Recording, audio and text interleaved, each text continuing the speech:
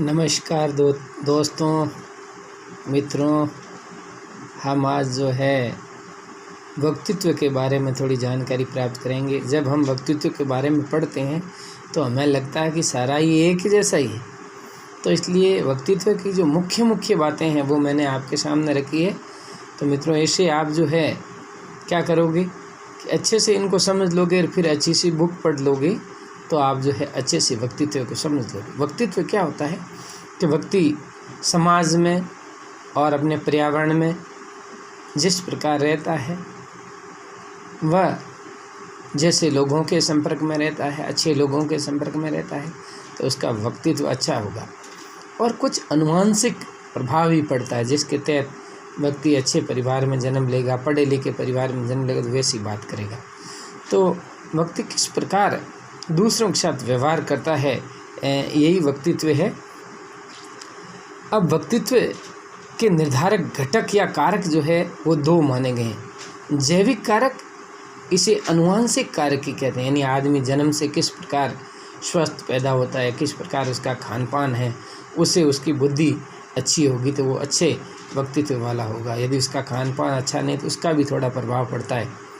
पर्यावरणीय या सामाजिक कारक, ये बहुत बड़ा कारण है, बहुत बड़ा घटक है। ये आप जैसे पर्यावरण में रहोगे, जैसे आपके आसपास रहने वाले लोग जो है जिस प्रकार की भाषा का प्रयोग करेंगे तो हम भी वैसी भाषा का प्रयोग करने लग जाएंगे और इस बात का हमें पता भी नहीं चलेगा।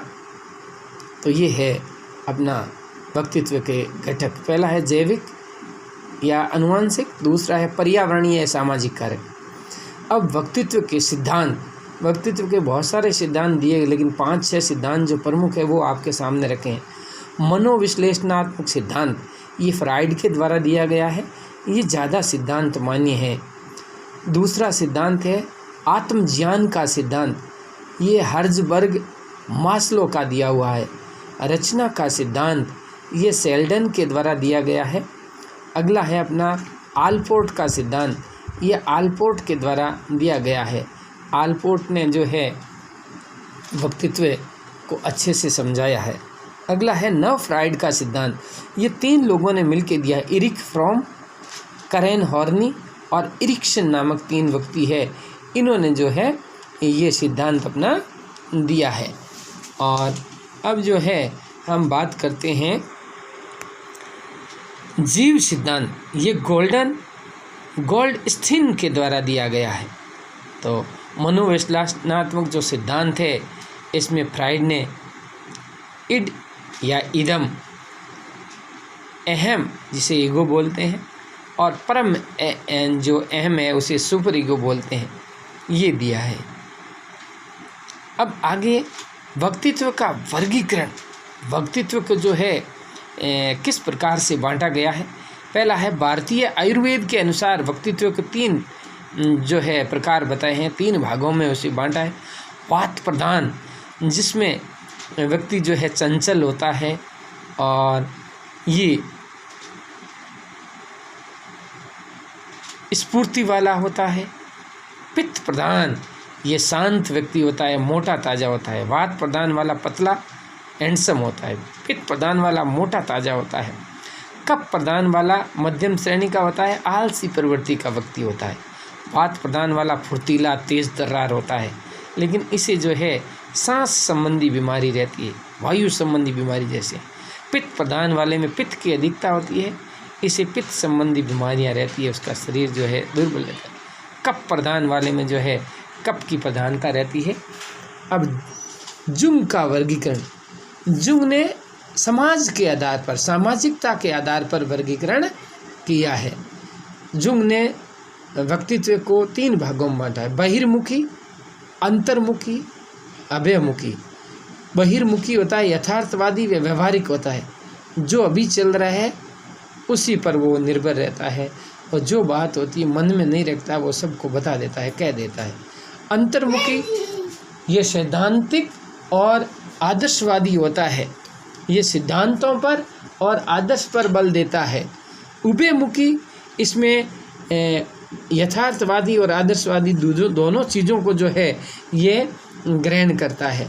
व्यक्तित्व सिद्धांत में फ्राइड के सिद्धांत का बड़ा महत्व है। इड के अंदर अचेतन मन अतृप्त इच्छाओं, दमित इच्छाओं के बारे में बताया गया। अतृप्त का मतलब क्या है?